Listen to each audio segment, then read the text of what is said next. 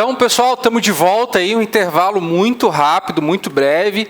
Como eu falei, só para dar aquela esticada nas pernas, aí, tomar uma aguinha, mas vamos voltar aqui. Só relembrando que qualquer dúvida que vocês tenham, pessoal, pode jogar no chat, que eu estou de olho aqui.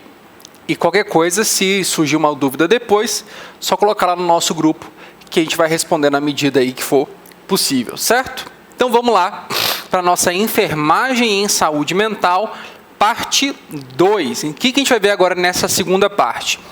Assistência de enfermagem ao paciente com transtorno mental, emergências psiquiátricas, política para atenção integral aos usuários de álcool e outras drogas, e também aí umas questões de concurso para fechar, porque a gente adora questão de concurso. Fechou? Então vamos lá. Quando a gente começa falando sobre assistência de enfermagem ao paciente com transtorno mental, sempre fica naquela ideia assim, bom, mas enfermagem em saúde mental, e qual que é o papel do enfermeiro? E qual que é o papel do psicólogo? E qual que é o papel do psiquiatra? E fica essa noção aí de vários profissionais participando numa mesma coisa. O psiquiatra e o psicólogo, a gente sabe bem o que faz, mas às vezes a gente entende assim, o psicólogo e o psiquiatra fazem a mesma coisa. Só que o psiquiatra é médico, o psicólogo é psicólogo. E não é assim que funciona, tá? Não é bem assim que funciona. Então, quando a gente está falando dessa área, a gente precisa entender que nós somos seres biopsico-socioculturais. A gente já falou isso anteriormente. Seres biopsico-socioculturais. Dado isso, você vai ter profissionais que vai trabalhar com um aspecto dessa terminologia. Aí vem a enfermagem em saúde mental justamente para tentar deixar esse cuidado menos fragmentado possível. Tá? Por quê? Porque, como eu falei, você vai ter o psiquiatra, você vai ter o psicólogo, as pessoas vão estar lidando com aquele problema ali de saúde mental, o problema de saúde mental interfere na saúde física, a saúde física interfere na saúde mental, mas e aí?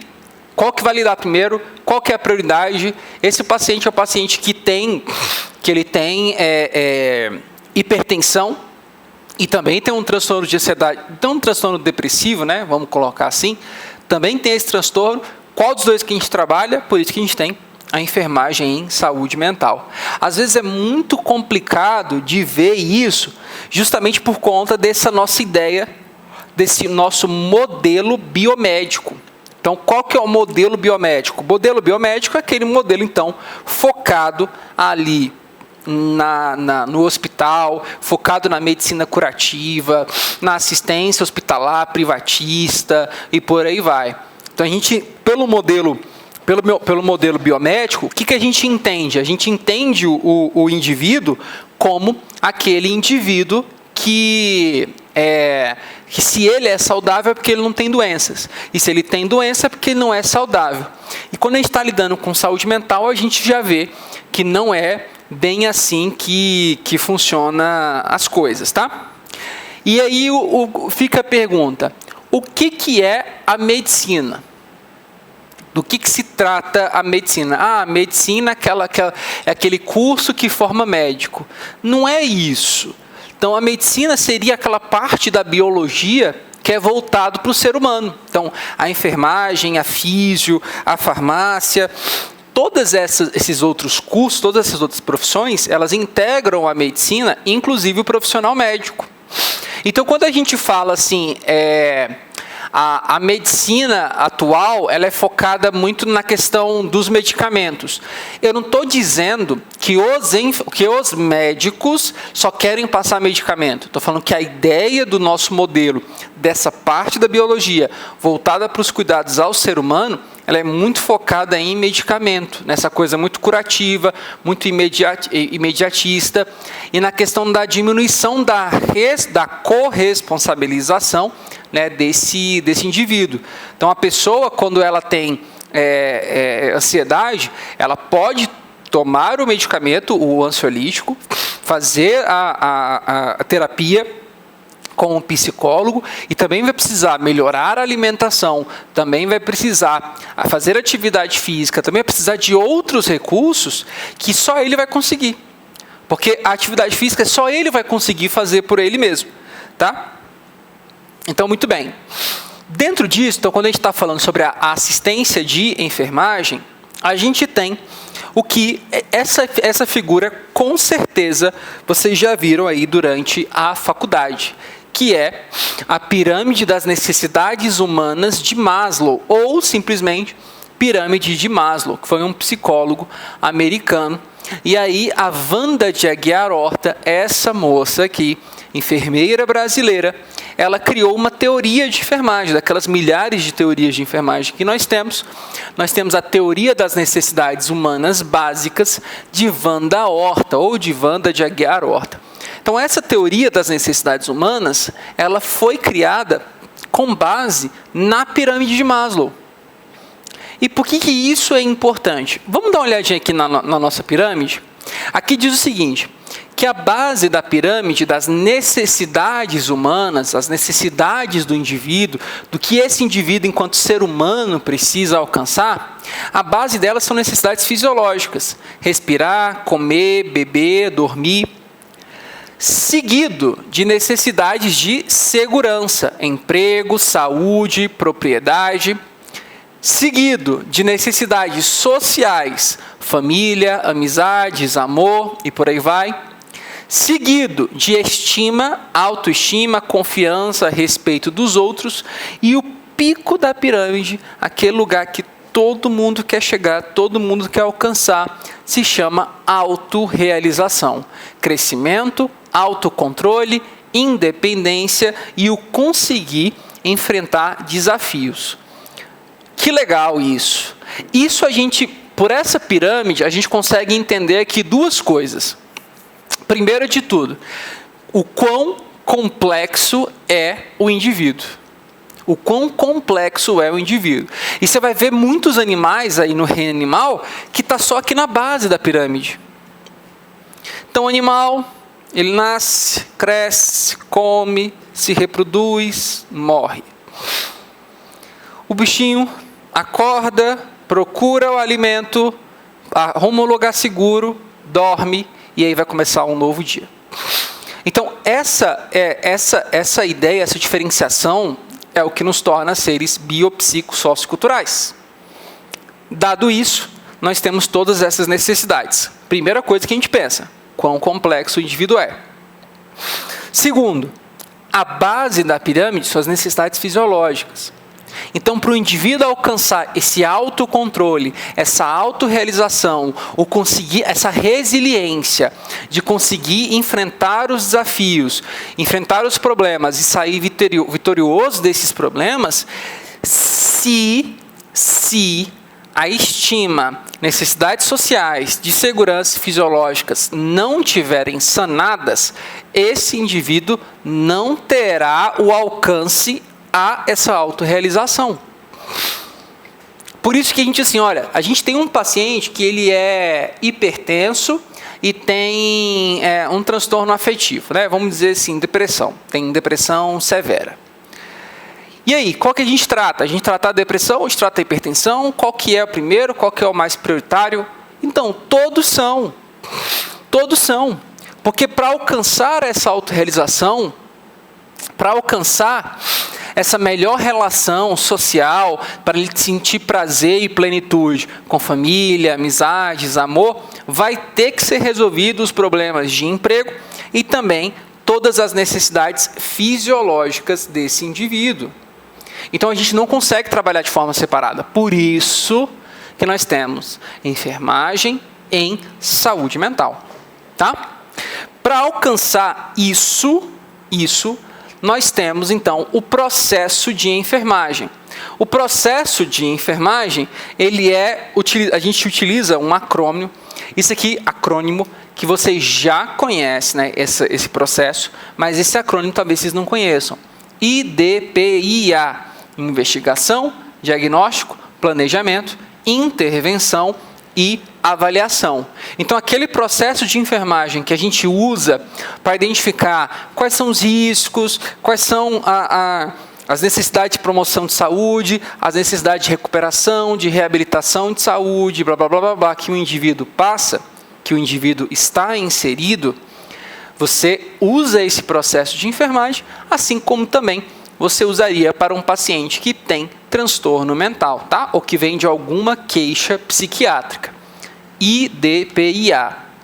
Isso diz que nós temos, em primeiro lugar, a parte de investigação, histórico do paciente, coleta de dados e por aí vai, a parte de anamnese, exame físico, depois a parte de diagnósticos de enfermagem, seguido de prescrição de enfermagem ou planejamento das ações de enfermagem, seguido por implementação, tá? E finaliza nessa parte de avaliação. Aqui está a evolução, mas também pode ser de avaliação.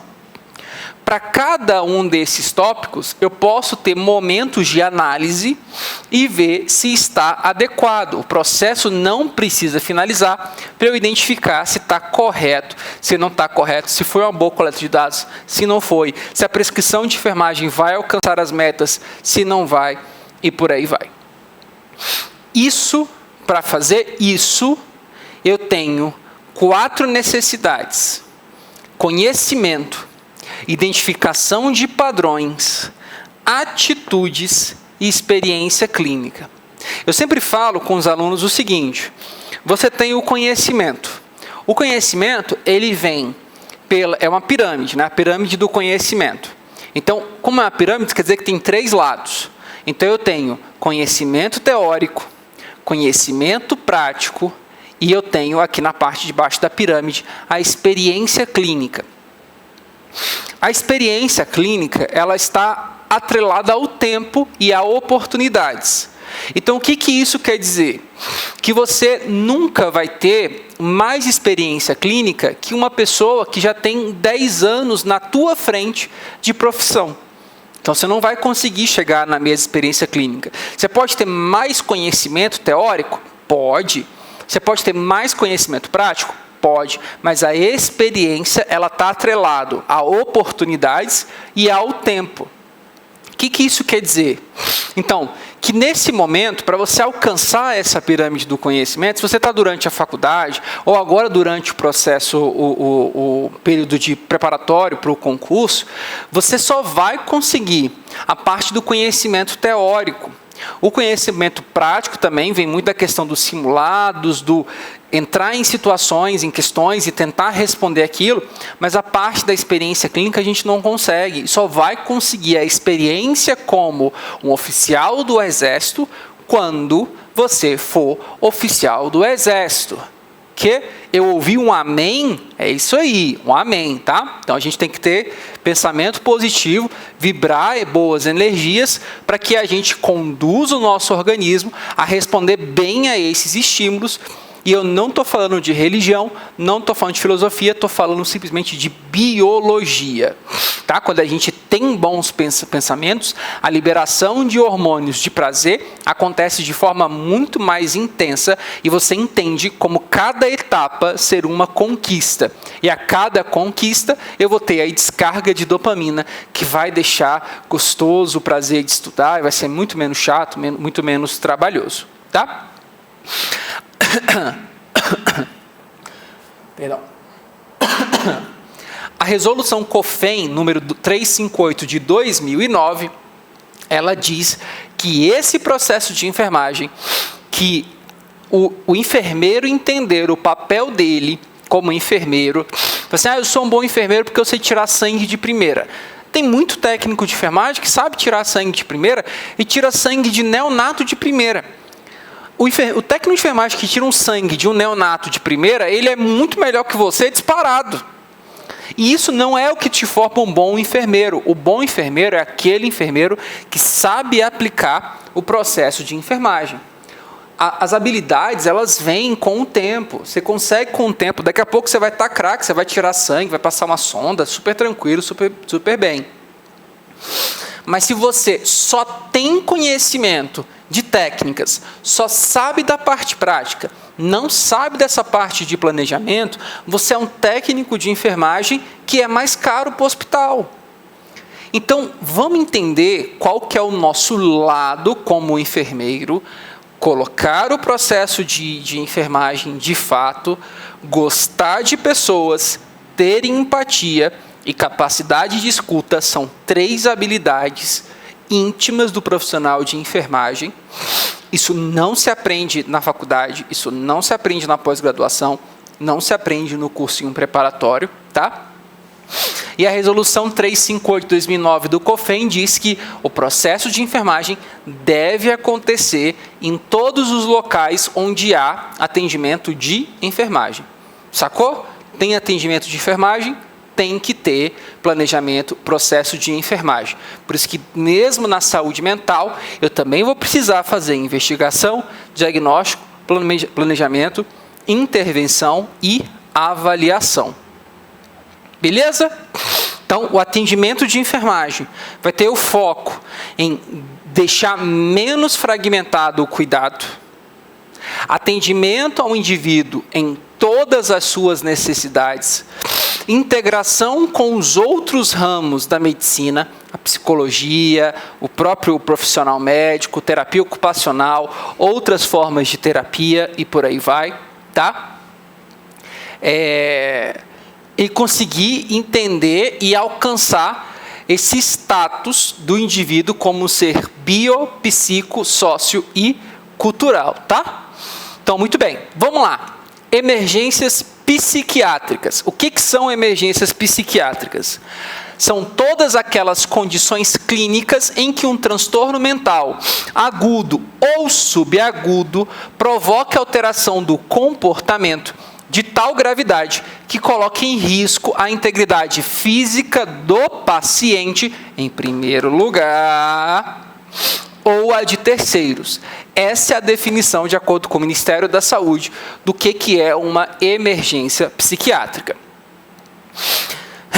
Dentro de emergências psiquiátricas, eu vou levar aí como uma forma principal, prioritária, o risco significativo de morte para o paciente ou para outros, tá? Primeiro o paciente, depois a gente entende do risco para outros.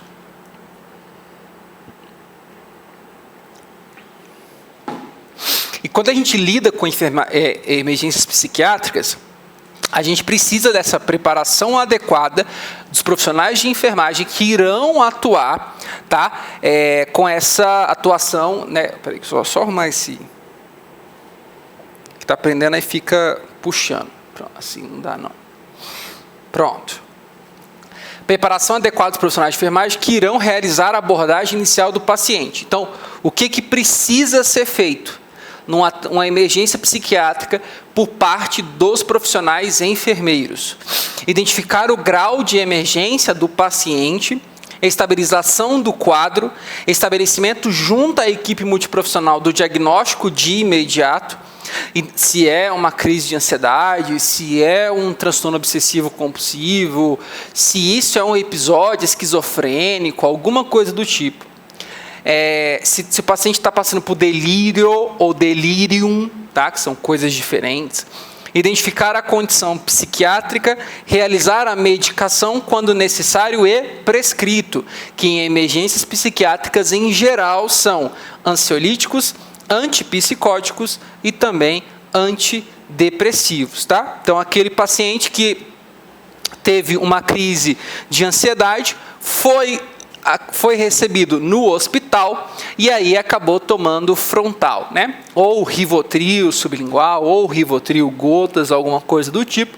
Então, quem faz a administração é a enfermagem e, nesse caso, seria até interessante que fosse o profissional enfermeiro que faz essa administração. Alguns psicotrópicos, né, mais regularizados, somente o enfermeiro vai fazer. Mas, em geral, seria interessante que somente os enfermeiros fizessem, justamente por conta de toda essa abordagem e toda essa coleta de dados, investigação, toda a parte de investigação, diagnóstico, planejamento, implementação e avaliação, que quem faz isso é o enfermeiro. Então, se é o enfermeiro que faz, logo seria muito interessante que quem abordasse essa parte dos psicotrópicos, em geral, fossem os profissionais enfermeiros, tá? Quais são as causas das emergências psiquiátricas? Esse slide é tipo aquele slide das causas do transtorno mental. São vários, não tem algo que é assim 100% definido. É isso, é aquilo, é muito fácil de resolver porque não é, tá? Então vamos ver aqui, quais são as causas? Eu tenho primeiro duas divisões: psicogênicas e não psicogênicas. Então, nas psicogênicas e não psicogênicas, eu tenho outros diversos tipos. E aqui vamos entender o seguinte: aqueles que são relacionados aos transtornos mentais e aqueles que podem ser acometimentos de saúde física, como traumas, tá? Não trauma psicológico, mas trauma físico, que traz algum tipo de acometimento de uma emergência psiquiátrica, né?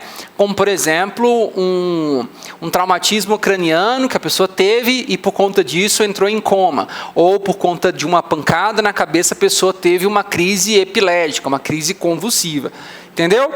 Então, é uma emergência psiquiátrica, porque se trata sobre o universo da saúde mental, não é por conta de um transtorno, por isso que se chama de causa não psicogênica. Então, vamos lá. Nas psicogênicas, eu tenho ameaça e ou tentativa de autoextermínio. Suicídio é uma palavra muito pesada, tá? Por isso que a gente coloca tentativa de autoextermínio. Ameaça e ou tentativa de homicídio. Então, uma pessoa que quer matar outra, ela não tá uma pessoa 100% fala assim, não, então, é porque eu estava pensando aqui e racionalmente botei na balança aqui e eu acho que vale muito a pena matar o vizinho. Faz todo sentido assim, ó, porque eu estou vendo aqui, fazendo os cálculos, vale a pena matar o... Não existe isso, né? Então, essa aqui é uma causa psicogênica também que entra em emergências psiquiátricas. Comportamento agressivo, estado de fuga, reação de pânico do tipo ansioso ou do tipo hipocondríaco, depressão agitada, esquizofrenia paranoide, excitação catatônica, entre outros. Esses aqui são emergências do tipo psicogênicas. Eu acho que vale a pena você pegar esse slide, imprimir ele da forma como vocês gostam, imprimir e puxar aqui, ó, e fazer assim 2, 3 linhas do que significa cada um desses. Plup, plup, plup, tá? Porque senão é muita coisa, a gente não consegue ver ponto a ponto. Não psicogênicas, alcoolismo agudo. Então o consumo de álcool e outras drogas entra como emergência psiquiátrica? Pode entrar como emergência psiquiátrica, do tipo não psicogênica. Então, sensibilidade patológica ao álcool, alucinose alcoólica, sensibilidade patológica ao álcool. Você pega assim, por exemplo, um paciente que fez cirurgia bariátrica. Ele não tem uma sensibilidade patológica ao álcool, mas ele tem uma sensibilidade maior ao álcool, tá? Porque como o estômago é menor, a via de passagem ela é mais encurtada, então o álcool ele pega um efeito mais rápido, tá? Não é à toa que existem casos de pacientes que são obesos e pós-bariátricos se tornam alcoólatras, tá? Porque o álcool pega muito mais rápido, pouco álcool já dá uma reação muito alta. Então, se essa pessoa resolve virar 3 shots direto, 4 shots direto de tequila, por exemplo, que tem um teor alcoólico muito alto, ela pode ter uma emergência psiquiátrica do tipo não psicogênica por conta de uma sensibilidade aumentada ao álcool. Não é patológica, mas é aumentada, tá? Alucinose alcoólica, abstinência de barbitúricos, epilepsia psicomotora, hipoglicemia. Cara, a hipoglicemia é um negócio assim que eu estudei na faculdade. Eu sabia disso como enfermeiro, mas nunca imaginei o quão grave poderia ser uma hipoglicemia. Porque a gente tem medo da hiperglicemia, né? Porque a hiperglicemia é diabetes. E a hipoglicemia? Até aconteceu um caso pessoal, né, familiar, de uma crise de hipoglicemia e que de fato tinha uma alteração psicomotora, tá? Tanto a parte de pensamentos, de agressividade, por aí vai, como também toda a questão motora desse paciente, né, desse indivíduo. E é quando a gente entende que de fato faz parte de uma emergência psiquiátrica. Então você falar assim, olha, eu tive um caso na minha família de emergência psiquiátrica porque meu pai, meu tio, enfim, teve uma crise de hipoglicemia muito grave e precisou ir o SAMU até o local onde ele está e fazer uma administração de glicose. Isso é uma emergência psiquiátrica? É. Ah, mas eu achava que emergência psiquiátrica é só coisa de doido. Primeiro que chamar coisa de doido já é errado, né? E segundo que não, eu tenho as psicogênicas e eu tenho as não psicogênicas, tá? Quando você pega aquele caso, eu estava vendo até ontem um vídeo sobre isso, daquele caso Eloá, que aconteceu nos anos 2000 e alguma coisa, não lembro agora qual ano específico, que ela foi mantida como refém pelo ex-namorado, ela e uma amiga, acabou que ela foi assassinada e tudo mais. A mídia lidou de uma forma muito errada com aquela história. Aquele rapaz, ele não era só um rapaz que fala assim, o bichinho está muito apaixonado, e aí ela terminou o namoro e sabe como é que é o amor, né? A pessoa descontrolou e sequestrou a outra. Não, aquele paciente estava em emergência psiquiátrica, tá? Muito por conta disso, fez com que a polícia não tivesse algumas atitudes com ele, justamente por entender que aquilo se tratava de uma emergência psiquiátrica. Então, por exemplo, abater ele, tiveram diversas oportunidades para abater, mas não abateram ele porque justamente havia esse entendimento de que ele era uma pessoa que passava por uma emergência psiquiátrica, né? E você não vai matar uma pessoa só porque a pessoa está com um transtorno mental, tá? Então é muito, muito complicado esse caso. Síndrome de hiperventilação, psicose pós-parto, aquele baby blues, baby blue, a depressão pós-parto também, tumores cerebrais, hematoma subdural. Olha só, então, lembra que eu falei da questão do trauma? Então, hematoma subdural também é uma emergência psiquiátrica, por isso que eu falo, você pode até fugir da saúde mental, mas ela vai te alcançar.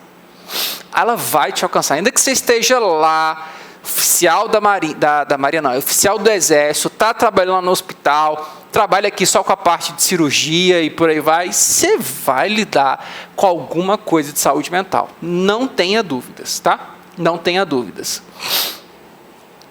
Abordagem inicial no caso de emergência psiquiátrica. Olha que interessante. Identifique-se e chame a pessoa pelo nome. Vamos lá. Você pode ter ouvido, eu sempre falo assim, que saúde da mulher e saúde mental são duas disciplinas que, dependendo de quem está conduzindo, bota muita emoção acima da razão.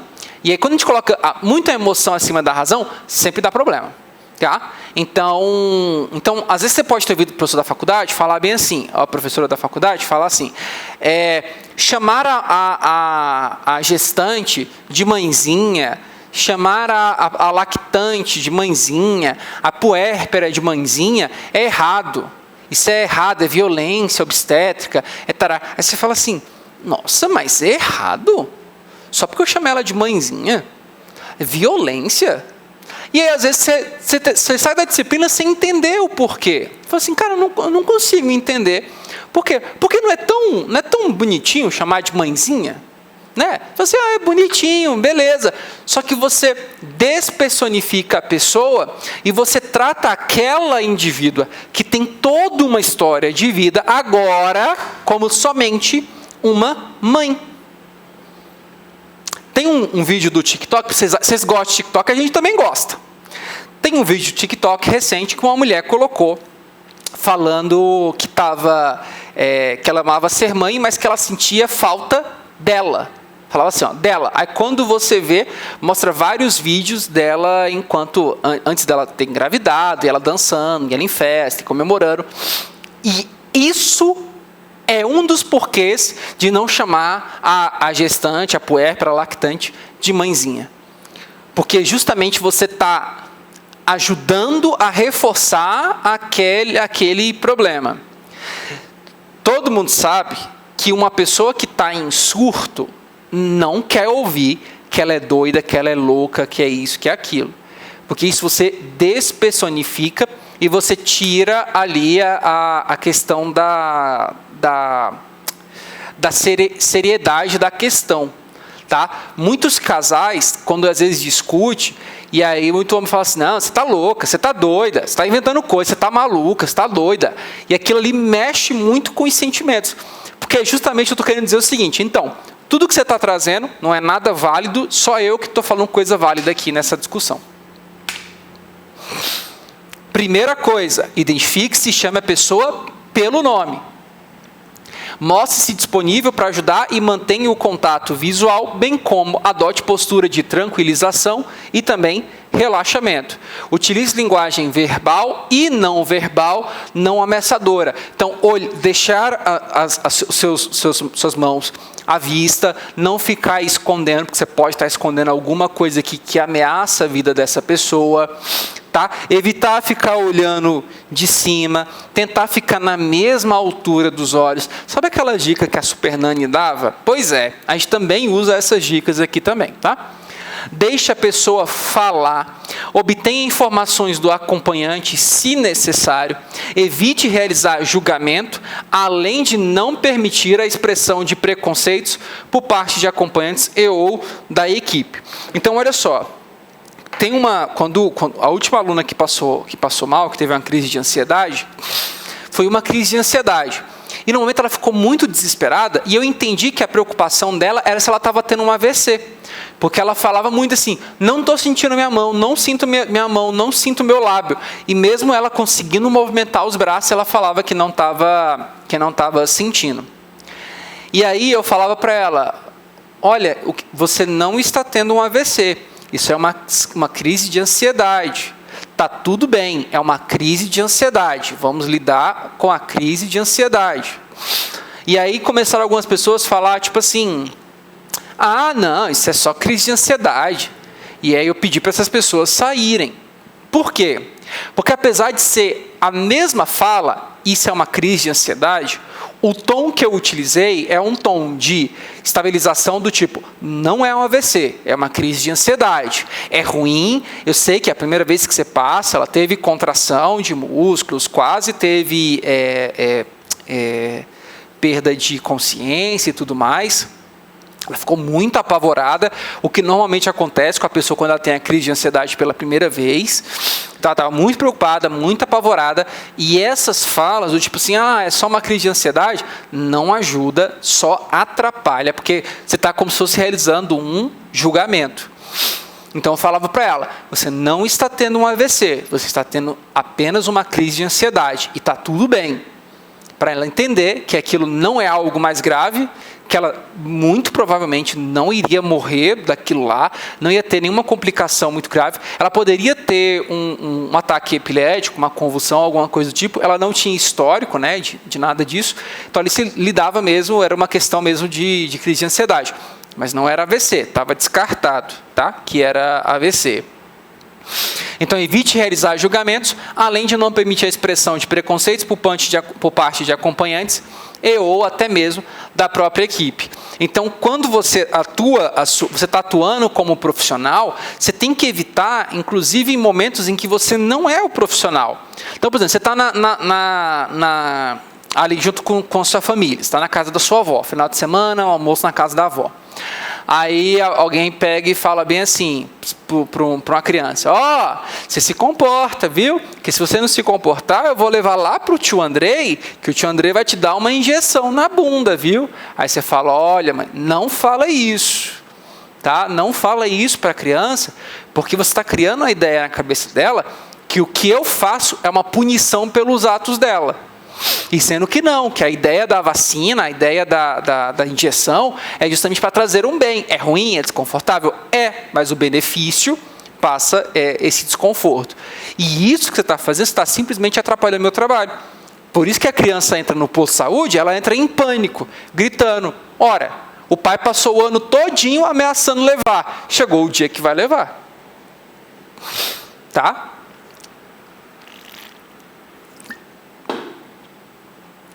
Foco no vínculo e na humanização. No vínculo e na humanização. Esse dia a aula acabava às 10. A gente saiu da faculdade, já eram quase meia-noite. A gente ficou lá até a família dela chegar. Ela já estava bem, ela já estava estável. O bombeiro veio, analisou, não fez o deslocamento dela para o hospital, mas a gente ficou lá até o final. Porque uma vez criado o vínculo, você mantém o vínculo até o final. Então ali, como eu tinha passado toda a tranquilidade, eu queria que ela confiasse em mim, que ela poderia ficar tranquilo, então que eu ficasse com ela até o final do atendimento. E o atendimento se encerra, vamos dizer assim, né, entre aspas, o atendimento se encerra, então quando o marido vem, busca ela e ela vai para sua casa. Tá? Foco no vínculo e na humanização. O que é humanização? Humanização é abraçar a criança, é abraçar o idoso, é dar cheirinho, é pegar o neném no colo e tal. Isso não é humanização. Humanizar é tornar humano. Identifique-se e chame a pessoa pelo nome. Isso é humanizar. É o primeiro ponto de humanizar. Tá bom? Alerta. Pontos de alerta que trazem uma gravidade maior e uma necessidade maior e até melhor de recursos para essas emergências psiquiátricas. Agressividade verbal e física, a tentativa ou até mesmo a consumação do autoextermínio e a automutilação, tá? Aqueles cortes que a pessoa faz, qualquer tipo de ação que provoque um dano físico a ela, que não tenha um risco de morte, é o que a gente chama de automutilação.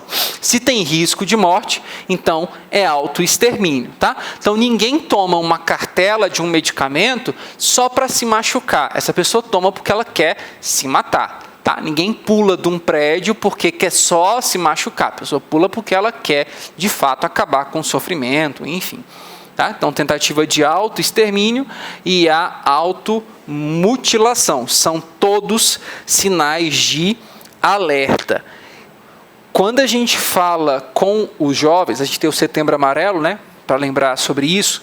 Quando a gente fala com os jovens sobre essa questão, as redes sociais, ela é um grande problema, né?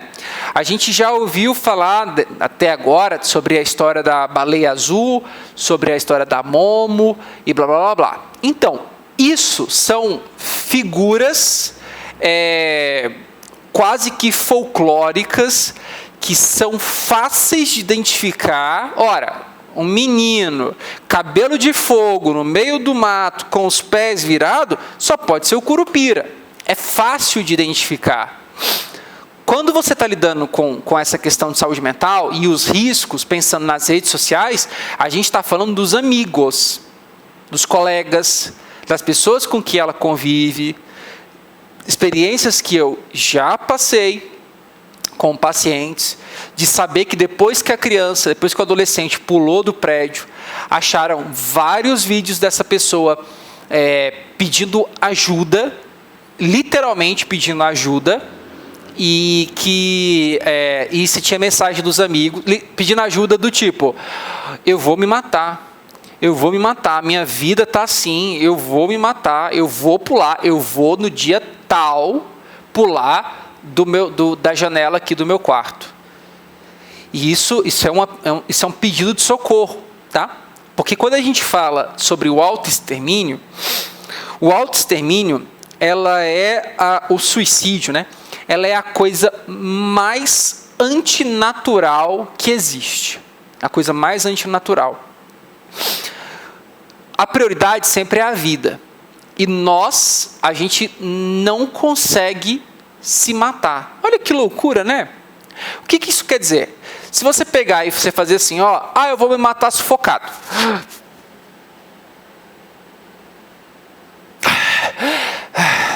Você não consegue. No momento que você estiver no limite, seu corpo vai respirar por você involuntariamente. Aquelas pessoas que cometem autoextermínio por enforcamento, quando elas estão próximas de falecer, elas tentam a todo custo arrancar a corda do pescoço. Então a tentativa de autoextermínio é a coisa mais antinatural que existe. Não é um julgamento. Isso não é que eu estou julgando, falando assim, nossa, que estranho. Não, isso que eu estou dizendo é o seguinte, que ainda está muito nebuloso. 2022 e ainda o autoextermínio, o suicídio é muito nebuloso. Do tipo assim, cara, o que leva a pessoa a fazer isso? Que tipo de sofrimento tão intenso é esse que o cérebro, a mente desse indivíduo, bota na balança e entende que algo mais grave, que é pular do prédio e provocar uma lesão tão grave que pode levar à morte, é melhor do que esse sofrimento, essa dor que ele está passando. Não faz sentido. Por isso que a gente fala que o suicídio é a coisa mais antinatural que nós temos. E ainda precisam muitos estudos para isso, tá? Então vamos lá. Aí, o que nós temos então quando a gente fala de emergências psiquiátricas?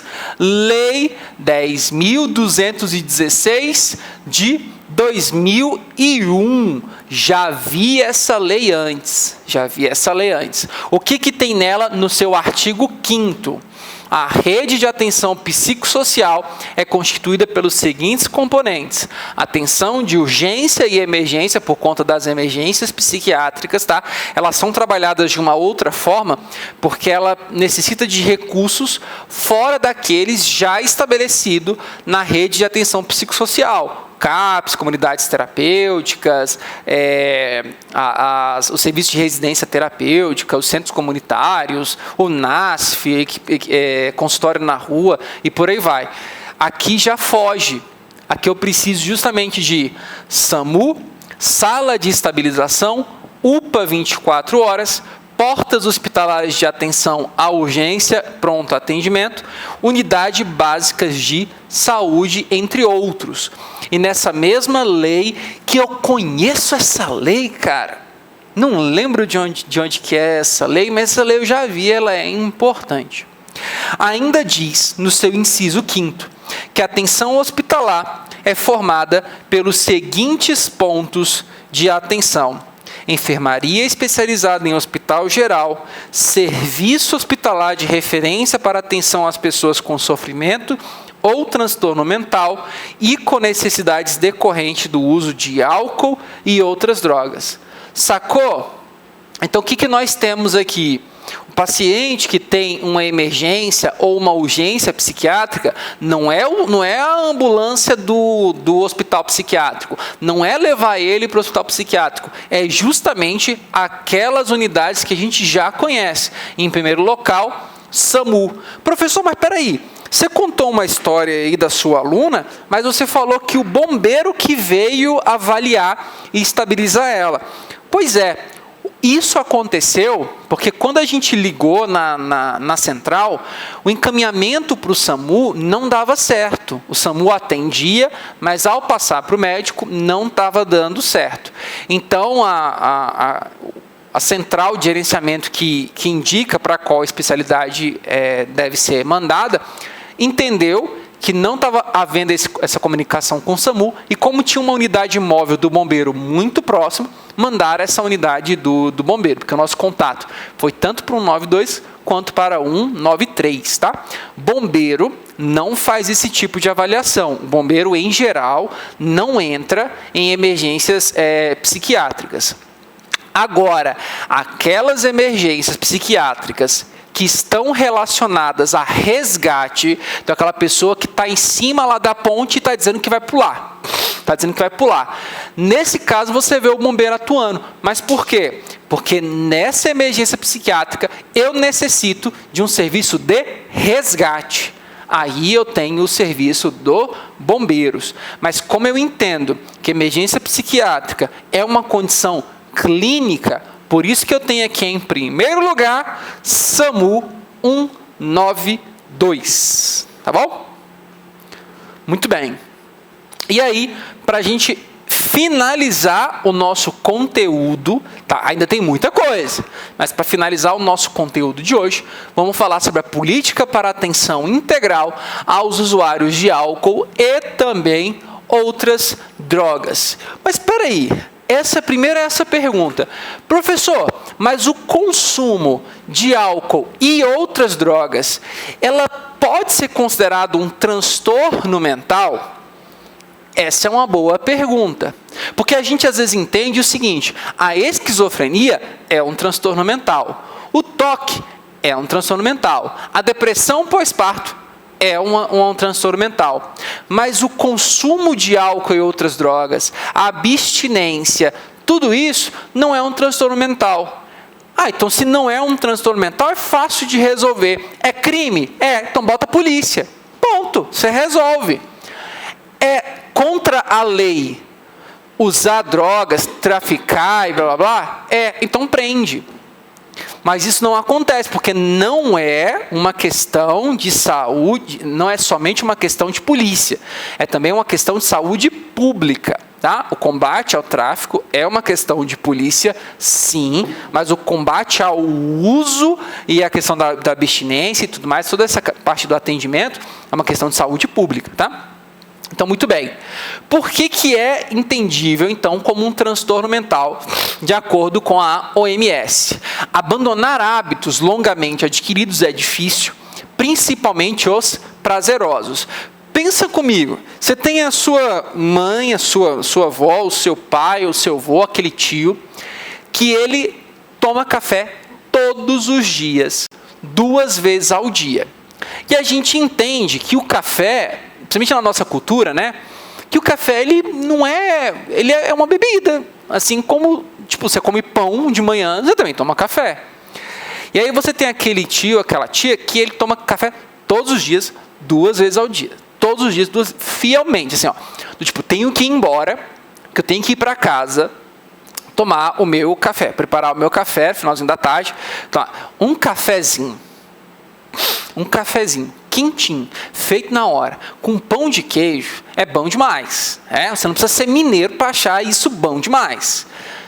Mas a gente tem que entender o quão dependente de uma substância psicoativa, que a cafeína é uma substância psicoativa, essa pessoa está. E se isso não é só um hábito que a pessoa tem, ela toma porque ela gosta, ou se de fato ela está criando ou já criou alguma dependência. Então, se esse hábito, que é um hábito normal, socialmente aceito, facilmente adquirido, você consegue um café, essa hora, agora já são 4h37, você consegue um cafezinho aí, qualquer lugar. Você vai na banquinha de jornal, dependendo, tem um cafezinho pronto lá. Então, abandonar hábitos longamente adquiridos é difícil. Principalmente aqueles que são prazerosos. O que quer dizer um hábito prazeroso? Que você finaliza uma pendência cerebral. Então, você cria uma necessidade e, ao concluir, você tem descarga de dopamina. Tá? Ou, propriamente, aquela substância já provoca a liberação de endorfina, né? Aquele hormônio do prazer. Tristeza, dificuldade, processo árduo, tudo isso está muito relacionado com o consumo de álcool e outras drogas. É tira e queda. Pega música sertanejo, daquelas músicas mais antigas, sertanejo, aquele sertanejo bem sertanejo, do chifre, mas aquele chifre bem dado. O que faz? Bebe no bar para esquecer os problemas. Existe até uma música que fala que eu vou beber para esquecer os problemas. Então, a gente entende que essas coisas que nós passamos pela vida estão muito relacionadas justamente com esses hábitos que trazem prazer, e o álcool e outras drogas está intimamente ligado. Você já nasce, cresce ouvindo que eu vou beber para esquecer meus problemas. Então, na primeira grande decepção, você não vai tomar Todd, né? Não é todinho que você vai tomar. Substâncias psicoativas são todas aquelas substâncias, então, que provocam algum tipo de alteração nervosa no teu organismo, tá? A nível muito simples, quanto a um nível de alucinação. Pode ser a cafeína, para dar aquele alerta, para dar aquele despertar. Algumas pessoas até falam meio assim, cara, para mim cafeína não mexe em nada. Eu não cito aquela... Porque às vezes você pega no filme, aí você tem aquela criança que toma café, ela fica ligadona, e 220, fica super agitada. E você fala, nossa, eu tomo café todo dia. Não fica assim, não. Aí, quando que você toma café? Eu tomo café antes de ir para o trabalho. Beleza. Faz o seguinte, fica 1 dia, 2 dias sem tomar esse café antes de ir para o trabalho. Você vai dirigindo. No 3º dia você está assim, ó. Dirigindo e pegando no sono. Fala assim, quando você tomava café, você ficava despertado? Ficava. Então, ele não dá aquela agitação, porque as drogas, qualquer substância psicoativa, ela vai atuar de formas diferentes nos indivíduos. Então, algumas pessoas vão tomar café e vão ficar, cara, tô ligadão, nossa, meu coração tá batendo aqui, ó. A pessoa chega a estar com o olho aberto, assim como se tivesse consumido cocaína. Algumas pessoas vão simplesmente ficar no seu estado normal. Que o estado normal é você dirigir para o trabalho acordado. E aí a pessoa não toma, ela vai ficar naquele estado de sono, de sonolência, cansado, do marasmo e por aí vai. Isso é uma dependência, e isso, se caso pare de tomar o café, vai levar a uma síndrome de abstinência. Tá? O café, ele tem uma ativação de 1 a 2 horas. Você tomou café 1 a 2 horas, você já está bem, você está naquele estado de alerta e por aí vai. Só que a cafeína fica ligada ao teu corpo horas, 48 horas. Então isso quer dizer que se eu tomar café hoje sábado, domingo eu não tomar café, segunda eu não tomar café, dependendo da hora, eu ainda tenho cafeína ligada aos meus receptores. Aí eu te pergunto, é fácil sair desse tipo de dependência? Não é, tá? Álcool, tabaco, cocaína e derivados como crack, a pasta base, maconha, alucinógenos, solventes, inalantes, estimulantes como afetamina e cafeína, opioides, sedativos e hipnóticos são as substâncias psicoativas mais consumidas no Brasil, tá? Opioides, sedativos e hipnóticos, opa! O que é isso aqui? É o tarja preta. O que quer dizer o medicamento que é tarja preta? Porque ele é psicotrópico, ele tem alguma substância psicoativa.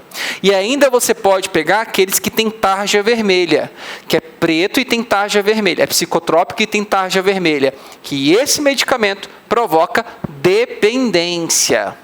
Então isso quer dizer que a pessoa ela começa com paroxetina 5 miligramas e daqui a alguns anos ela está com paroxetina 25 miligramas. Sacou? Que leva a essa dependência. Então, para provocar aquele estado do indivíduo, ela precisa ter mais consumo. Cafeína é tarja vermelha. Porque pensa, antes você tomava uma xícara de café, ficava sussa. Hoje você está tomando um copo de café. Hoje você está levando a garrafa para o seu trabalho. Hoje você está fazendo café na tua casa 2 vezes no dia. Tá bom? Nesse slide, eu tenho aqui, de acordo com o CID-10, a Classificação Internacional de Doenças, número 10, falando sobre critérios de dependência de substâncias psicoativas, tá? Critério de dependência de substâncias. Isso qualquer substância. Você fala assim, nossa, será que eu estou dependente de café? Será que eu estou viciado em café? Ou será que eu só gosto de tomar café? Vamos ver aqui esses fatores. Isso aqui não é autoperceptível, isso aqui é feito por um profissional de saúde. Mas, de curiosidade, vamos fazer aqui. Desejo forte ou compulsivo para consumir a substância. Dificuldade para controlar o comportamento. Sabe aquela pessoa que ela senta para tomar cerveja e ela não sabe que horas ela vai parar? E não é só porque tá legal, porque eu não sei que horas que vai acabar a festa. Não, é porque ela não tem o controle sobre aquilo.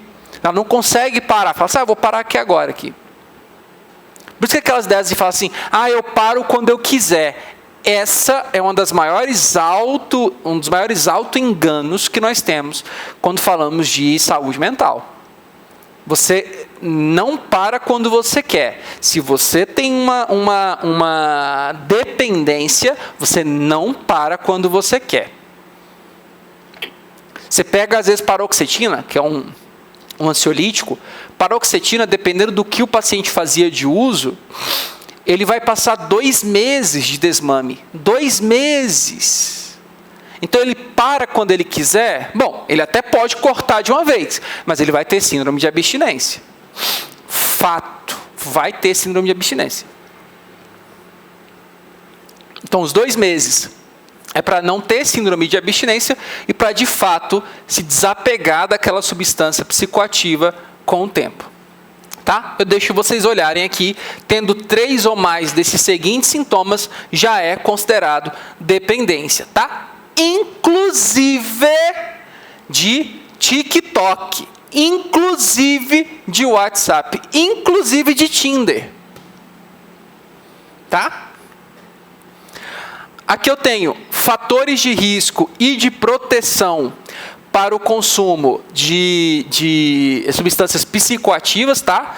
Tem ambientais, individuais, aqui tanto como fator de proteção, como fatores de risco. Depois eu gostaria que vocês dessem mais uma lida, tá?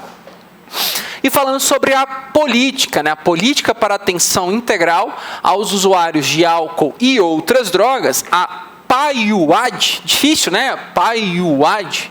Nós temos aqui, primeiro, qual que é a portaria dele, né? Dessa política. Peraí, que eu não estou achando, eu não coloquei aqui no slide a portaria. Peraí, qual que é o decreto? Qual que é a lei? Pois é, porque nós não temos. Não está definido ainda 100%. Ela é atrelada à Lei 10.216 de 2001, Política Nacional de Saúde Mental. Tá? Então, ainda nós não temos. Existe uma proposta para política de atenção integral aos usuários de álcool e outras drogas, mas ainda não temos uma portaria, ainda não temos um decreto ou uma lei específica. Atualmente, os principais instrumentos políticos legais que dão assim um respaldo para que aconteça algum movimento voltado a isso seria a Lei 10.216 de 2001, a Lei 11.343 de 2003, que estabelece o Sistema Nacional de Políticas Públicas sobre Drogas, a portaria, que está em ordem, Está em ordem cronológica. Portaria 3.088 de 2011, que institui a RAPS, e o decreto número 9.761 de 2019, que aprova a Política Nacional sobre Drogas, a PNAD, tá? Revogando o decreto 4.345 de 2002. Qual que é a minha opinião? A minha opinião é que caso não tivéssemos tido uma pandemia, no finalzinho de 2019, mas no Brasil mesmo, pegando 2020, no mundo também, né? Especificamente 2020, teve em 2019 uma endemia, a pandemia mesmo começou em 2020. Caso não tivéssemos, eu acredito que em 2021 teríamos essa política. 2021. Agora, só Deus sabe. Literalmente, só Deus sabe. É porque já existiam muitos movimentos voltados para esse tema, né? E aí, quando eu lido com esse tema de drogas, eu preciso de toda uma movimentação, não só do serviço de saúde, mas também de outras instâncias do governo, polícia, judiciário, legislativo e por aí vai. Então, havia-se esse movimento, agora tudo está retomando e engatinhando, tá? Tem coisa muito mais fácil, como por exemplo, fora de saúde mental, mas como banco de esperma, de espermatozoides, né? Banco de óvulo é mais complicado, mas banco de espermatozoide, que é algo fácil de acontecer para aqueles casos que o casal tem infertilidade conjugal, não tem. Então, se você não consegue manter um banco de esperma, quem dirá ter uma política nacional para atenção integral aos usuários de álcool e outras drogas? É complicado. Tá? É complicado. Na proposta, que é a única coisa que nós temos até agora, quais são as diretrizes? A intersetorialidade, que foi o que eu falei para vocês, isso aqui não é só uma parte não é só coisa da área da saúde, mas envolve também outras instâncias. Atenção integral, trabalhando prevenção, promoção e proteção à saúde de consumidores de álcool e outras drogas. Então, assim, tem que ter força policial coercitiva de impedir o tráfico de drogas? Tem que ter. Tem que ter comunidades terapêuticas? Tem que ter.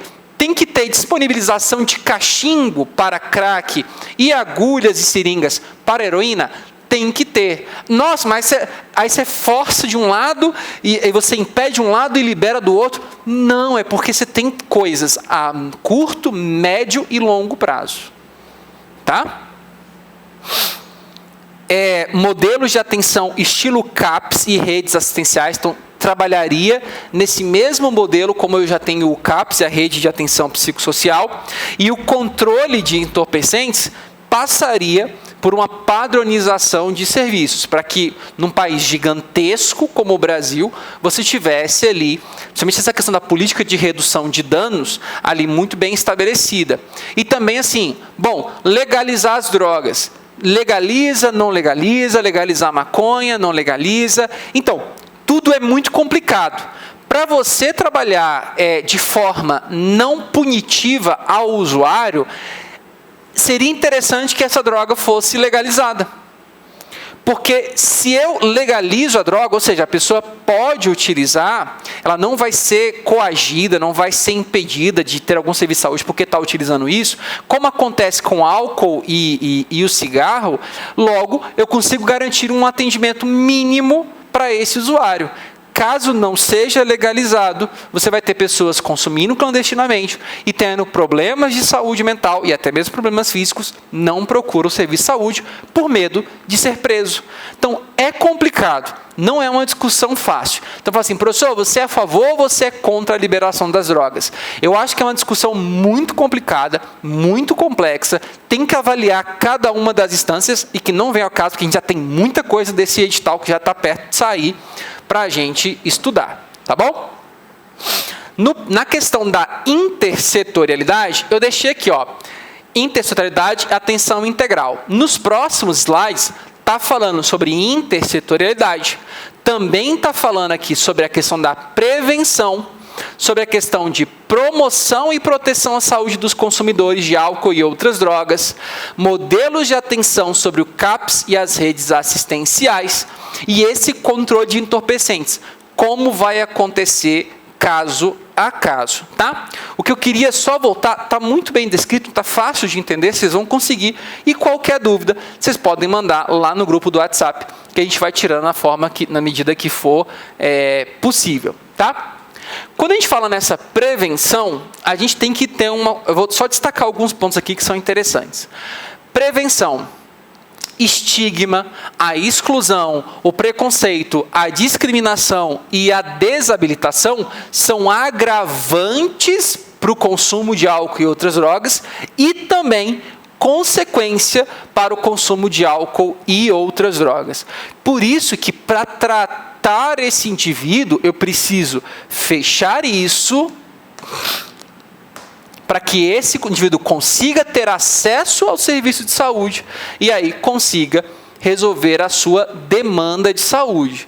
Por isso que antes de ver isso, a gente tem que ver aqui, na intersetorialidade, que o que tem, saúde, justiça, educação, parte social e de desenvolvimento. Se não tem integração entre esses setores, não consigo fazer uma política adequada. Por isso que assim, não saiu a política ainda. É 100% uma ineficácia, professor? Sabe aquela questão da burocracia do Brasil? Então, também, se disser que não, eu estaria mentindo, né? Mas também você está entendendo que, de fato, é uma política muito complicada. Muito complicada, porque envolve diversos setores. Pensa a briga que nós tivemos para que acontecesse o SUS. Quantos anos não foram, desde todo esse movimento da reforma sanitária até a consolidação do SUS. Então, pensando nesse lado, assim, ainda tem tempo. Está correto? Não. Mas está certo? Também não. Está errado? Também não. É difícil. Mas ainda tem tempo. Eu acredito que ainda possa acontecer. Eu fui muito otimista de pensar em 2021. Agora não tenho a menor ideia. Mas quando eu pensei em 2021, eu pensava lá atrás, tá? Hoje, eu já vejo que em 2021 não teria conseguido. Mas por conta muito pela questão da pandemia. Senão, talvez tivesse tido condições. Porque, na minha visão, de pessoa que já estuda saúde mental, que estuda toda a questão de reforma psiquiátrica, de reforma sanitária e por aí vai, me parecia que essa pauta seria pauta, inclusive, para as eleições que vão acontecer nesse ano. Por isso que eu acreditava que em 2021 teria finalizado, 2022 já entraríamos com isso muito bem encaminhado, e aí talvez até a próxima governança, né, o próximo governo trabalharia em questão disso, mas agora já não sabemos mais, né, por conta da questão da pandemia, tá? O tabaco e álcool, historicamente, são lícitos e mais consumidas, e também são as que trazem maiores e mais graves consequências para a saúde pública mundial. Então, às vezes, a gente ouve alguns discursos do tipo, olha, o cigarro e o álcool, eles provocam mais danos à saúde do que a maconha. Então, por isso que eu tenho que legalizar a maconha. Não é esse o pensamento. Então, o pensamento é, dado isso, a gente deveria restringir o consumo de álcool e cigarro. Essa é a ideia, tá? Porque você tem formas de drogas que são menos danosas ao corpo, mas elas são mais psicoativas. Então, por exemplo, o cigarro. O cigarro ele é muito mais danoso do que a maconha, principalmente aquela maconha da folha da maconha.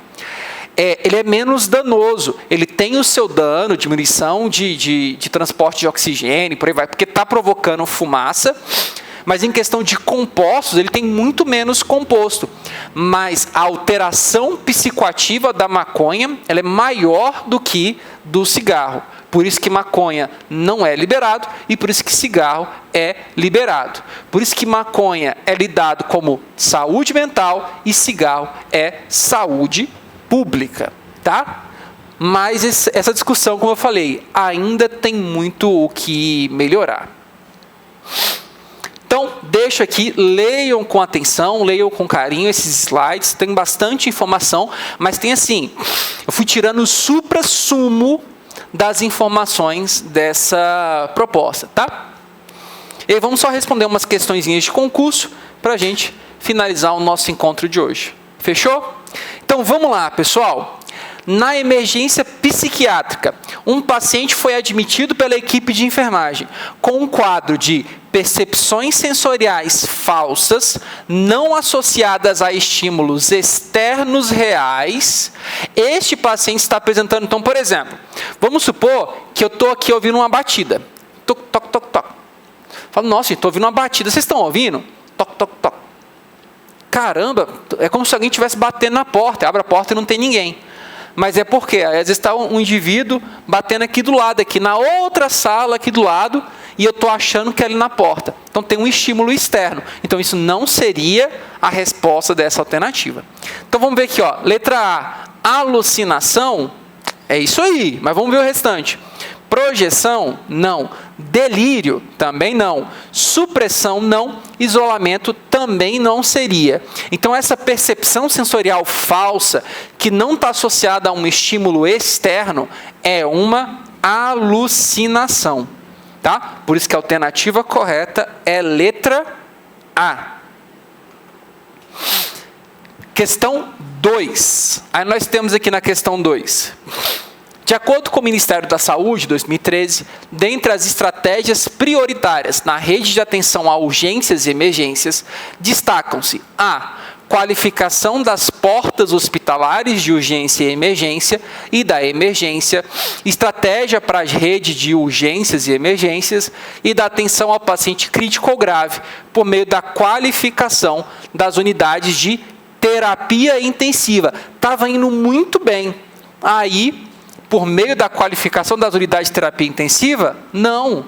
São principalmente dos prontos-socorros. B. Regulação dos leitos de retaguarda clínicos, criação das unidades de isolamentos e de hospitais especializados em atenção psiquiátrica e para idosos. Então, é isso aqui que a gente está falando? É isso aqui que se trata essa proposta? Não. Então, também está errada. Letra C.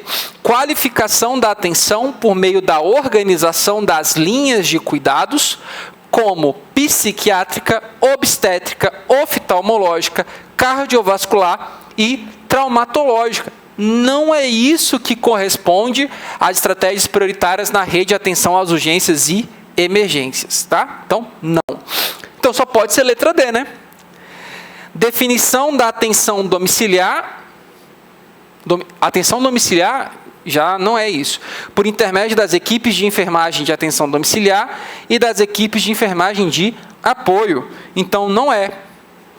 E aí? Peraí, cadê a letra E? Não tem letra E? Então, alguma dessas aqui está correta e passou despercebido, tá? Vamos ver aqui, ó. Qual dessas a gente teve uma noção que talvez estivesse mais correto? Letra A. Então, vamos ler de novo? Qualificação das portas hospitalares de urgência e emergência e da emergência, estratégia para a RUE e da atenção ao paciente crítico ou grave por meio da qualificação das unidades de terapia intensiva. Então, peraí, é a urgência e emergência e aqueles pacientes críticos ou graves por meio da qualificação das unidades de terapia intensiva. Eu estava entendendo que seria todos esses pacientes por meio desse. Aí aqui deixa, né, ó, as portas hospitalares de urgência e emergência e da atenção ao paciente crítico ou grave.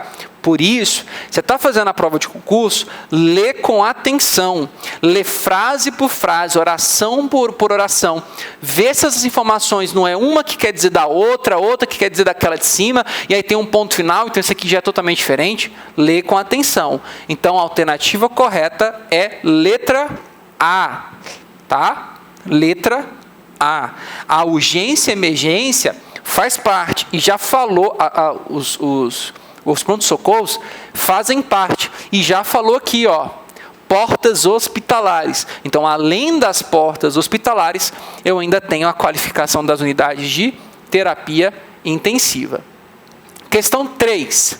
Segundo a Política Nacional de Atenção em Urgências do Ministério da Saúde, atendimento pré-hospitalar móvel é aquele que procura chegar até a vítima precocemente. Ótimo, show! Após agravo à saúde de natureza clínica ou cirúrgica. Show! Com exceção das urgências psiquiátricas. Não! As emergências psiquiátricas, elas também entram dentro da rede de urgências e emergências. Então, essa aqui está 100% errada. Presta atendimento ao cliente no local da ocorrência e ou transporta-o adequadamente para um serviço de saúde. Ótimo, né? Eu acho que é essa. Mas vamos ver as próximas. Vou deixar aqui o meio certo. Presta remoção de paciente em ventilação mecânica de um município para outro, acompanhado pelo técnico de enfermagem por familiares. Não é isso que faz parte da rede de urgência e emergência. E nem atendimento pré-hospitalar. Então, não é isso. É prestado por médicos, enfermeiros, fisioterapeutas. Peraí, fisioterapeuta não faz parte. E auxiliares de enfermagem aos clientes com necessidade de assistência ventilatória mecânica invasiva. Então peraí, o fisioterapeuta faz parte, sim, da questão da ventilação mecânica invasiva, mas isso não é de atendimento pré-hospitalar. Então está errado. Esse é um outro cuidado. A alternativa está correta, mas não diz referência ao que está proposto no enunciado. E por fim, está vinculado a uma central de regulação de urgência e emergência chefiada por qualquer profissional da área da saúde. Aí você forçou. Então, está errado. É chefiado, mas não é por qualquer profissional de saúde. Muitas das vezes é por um profissional médico, tá?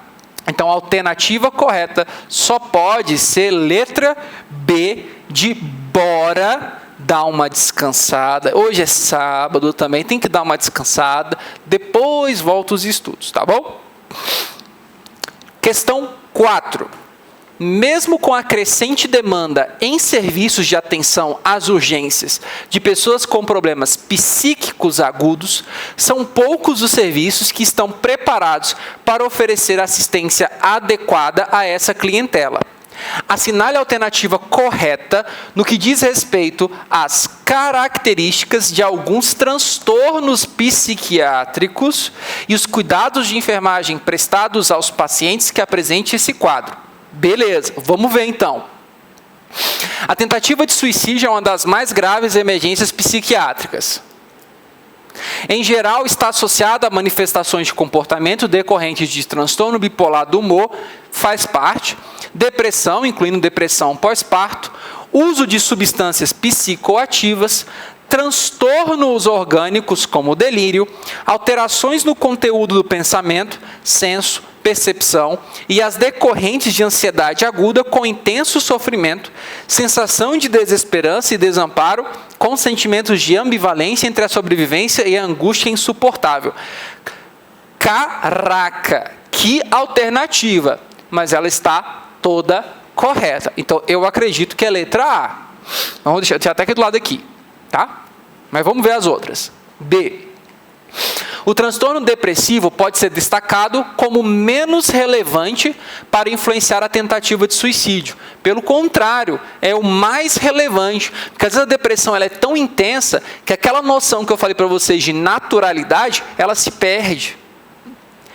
Suas características básicas são o humor deprimido, afeto voltado para a tristeza, hiperatividade física e intelectual, distúrbio do sono e apetite, apatia, desânimo, isolamento social, perda do interesse e do prazer pela vida. Então, aqui tem informação tanto errada aqui, como informação errada aqui. Então, letra B. Letra C. Nos quadros depressivos com sintomas psicóticos, o mais comum é a sonolência e torpor, sem presença de agitação psicomotora em nenhum caso. Há o aparecimento de ansiedade generalizada. Vamos continuar lendo. O paciente com depressão pode apresentar queixas bastante específicas, como dores generalizadas, parestesias e distúrbios gastrointestinais, sem informar os sintomas depressivos. É um paciente que requer muita atenção dos profissionais por conta dos pensamentos suicidas e muitas intervenções medicamentosas. Então, nós temos aqui, as informações estão todas corretas, exceto esse aqui, o mais comum, sonolência e torpor. Pelo contrário, você tem uma agitação, nesse caso, você vai ter uma agitação e é onde acontece muito das ideações suicidas, tá? E aí, deixa eu só ver aqui o horário, beleza. Os cuidados de enfermagem à pessoa com tentativa ou ideação suicida devem levar em consideração as características da pessoa e o quadro psíquico que se encontra. Beleza.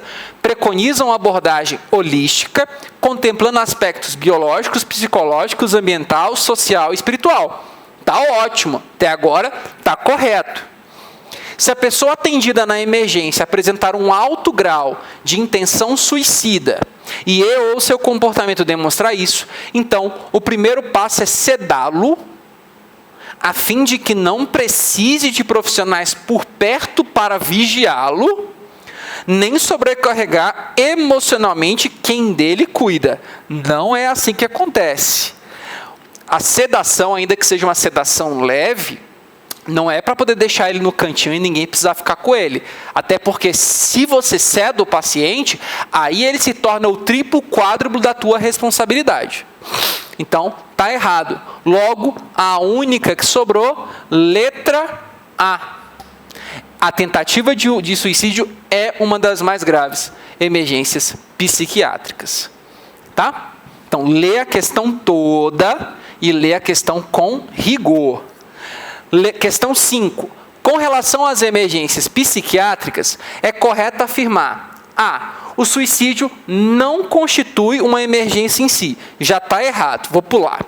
Em casos de intoxicação exógena com clara intenção de suicídio, é fundamental que o psiquiatra avalie o paciente nas primeiras horas de entrada no hospital, mesmo que seu grau de consciência não esteja totalmente recuperado. Não é o psiquiatra, é o médico generalista mesmo. O quadro de agitação psicomotora deve ser tratado com altas doses de diazepam endovenoso.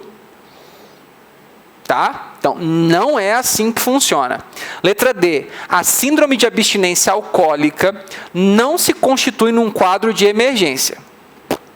Ao primeiro episódio de surto psicótico, é fundamental se descartar a existência de condições médicas gerais e o uso de substâncias psicoativas que possam justificar o quadro psiquiátrico. Beleza, essa está correta. Apesar do professor Andrei ter falado, para vocês lerem a questão toda, tem alternativas que nem vale a pena. O suicídio não constitui uma emergência em si, já corta. Tá? Então, alternativa correta, letra E. Então, isso vai variar de questão para questão. Tem questão que você vai ler tudo, tem questão que você fala assim, ó, de cara já está errado.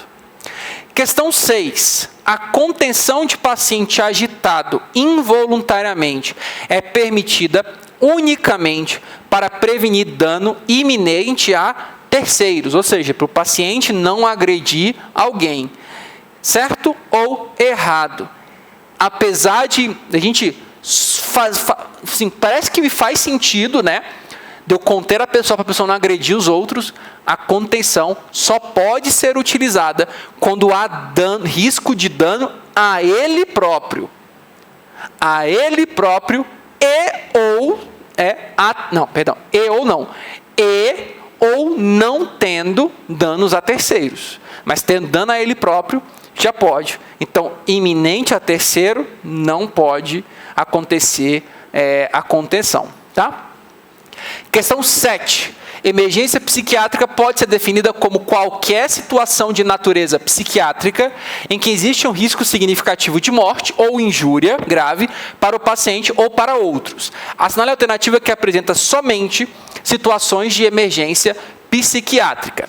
Então, nós temos aqui, ó, síndrome neuroléptica maligna. Faz parte. Tentativa de suicídio, faz parte.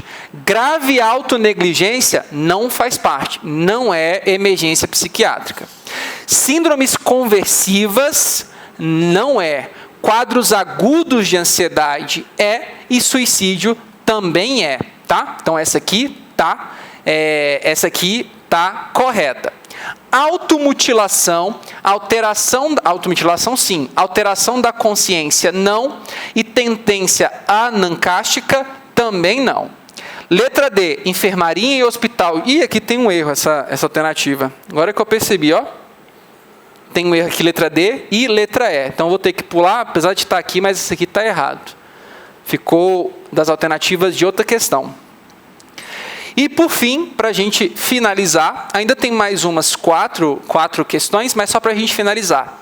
Em relação a condutas perante um paciente agressivo que chega ao pronto-socorro, é correto afirmar: A. Deve-se evitar, durante a entrevista com o paciente potencialmente violento, abordar a violência diretamente. Isso é verdade. Está correto. O ideal é medicá-lo sem conversar antes. Aí está errado. Aí está bem errado. Então, assim, a gente medica, conversa depois? Não existe, né? B. O acesso à porta de saída deve ser dificultado para o paciente. Ele deve ser colocado em local onde se sinta encurralado para se sentir mais contido. Isso aqui a gente não faz nem com o animal, imagina com o ser humano. O atendimento deve ser realizado por um único membro da equipe para o paciente não se sentir inibido. Apesar de ter fundamento, essa não é uma conduta correta. Letra D. Se for necessária a realização de contenção física, deve-se comunicar ao paciente o que se passa, garantir a não obstrução das vias aéreas do paciente, monitorar seus sinais vitais e seu comportamento, considerar o uso de medicação para evitar contenções prolongadas. Ótimo! Essa aqui está corretíssima. E letra E. A medicação de primeira escolha que deve ser utilizada para a sedação de pacientes agitados é a clomiprazina, devido a seu alto potencial sedativo e baixo risco de efeitos colaterais. Não é o principal utilizado, muitas vezes é utilizado o diazepam ou até mesmo o Rivotril, tá? Então, esse aqui não entra como primeira escolha, então corta, ficando na nossa última questão da nossa aula, letra D. Mas ainda tem a questão 9, 10, 11 e 12, que aí eu deixo para vocês verem com cuidado nos próximos slides em um outro momento. E qualquer dúvida, o nosso grupo do WhatsApp está lá para a gente tirar dúvidas à medida que for possível. Então, pessoal, agradeço a atenção de vocês, bom final de semana, bons estudos, foco na boina, força, fé e até a próxima. Tchau!